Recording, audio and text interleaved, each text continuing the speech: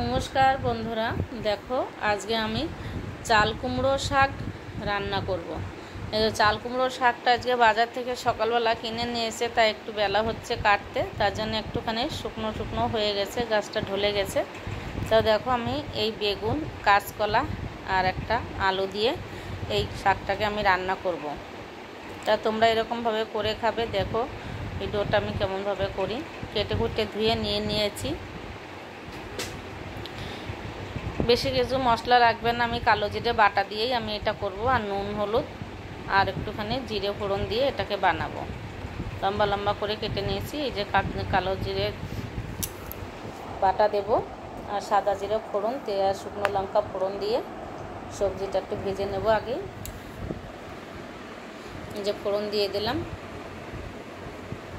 একটু ভেজে নিই ফোড়নটাকে।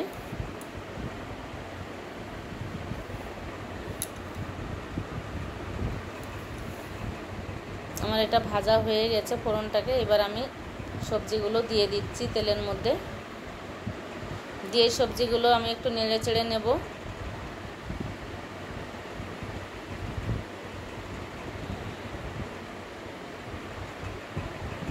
এবারে আমি ওই যে শাক মশলাটা রেখে দিয়েছি, নুন আর হলুদ, সেই মশলাটা পরিমাণ মতো দিয়ে দেব। একটু নেড়ে চেড়ে মিশিয়ে নিয়ে আমি শাকটা দিয়ে দিলাম। দেখো শাকটা যেমন শুকনো শুকনো হয়ে গেছিলো, জলে দেওয়াতে পুরো টাটকা হয়ে গেছে। এই শাকটাকে আমি ভালো করে মিশিয়ে দেব, সবজি দিয়ে মিশিয়ে দিয়ে আমি একটা চাপা ঢাকা দিয়ে দেব। দিয়ে আমি কিছুক্ষণ রেখে দেব। ঢাকাটা উঁচু করে দেখছি কেমন হয়েছে, এটাকে কতটা মজে গেছে।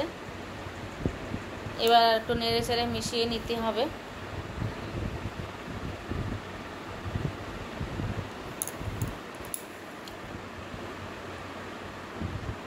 ছোট্ট এক বাটি জল দিয়ে দিলাম। এটা বেশ সুন্দর মাখা মাখা হবে। আমি এই যে শিলের পরে আমি নিয়ে নিয়েছি কালো জিরে বাটিয়ে দেব বলে। বন্ধুরা, তোমরা যদি কাঁচা লঙ্কা এতে খেতে চাও ঝাল ঝাল, তাহলে তোমরা কাঁচা লঙ্কা দিতে পারো। আমি কাঁচা লঙ্কা দিইনি, শুকনো লঙ্কা একটা ফোড়নে দিয়ে দিয়েছি। আর কোনো লঙ্কা আমি দেব না এতে।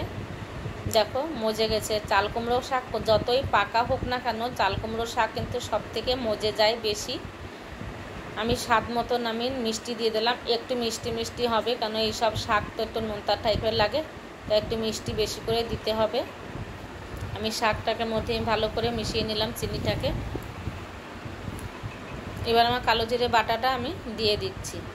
এই কালো জিরে বাটা দিলে কিন্তু অন্য রকমের টেস্ট লাগে। এই চাল কুমড়ো শাক খেতে কিন্তু খুব ভালো লাগে। তোমরা বাড়িতে ট্রাই করে খেয়ে দেখো, যদি ভালো লাগে একটা কমেন্ট করে জানাইও, বন্ধুদের ভিতরে একটু শেয়ার করে দিও। হয়ে গেছে আমার রান্না, আমাদের শাকের রেসিপিটা কমপ্লিট হয়ে গেছে। এবার আমি নামিয়ে নিচ্ছি বাটির মধ্যে। দেখো খেতে কিন্তু অসাধারণ হেভি লাগবে বন্ধুরা, খেতে কিন্তু ভালো। টাটা, নমস্কার, ভালো থেকো।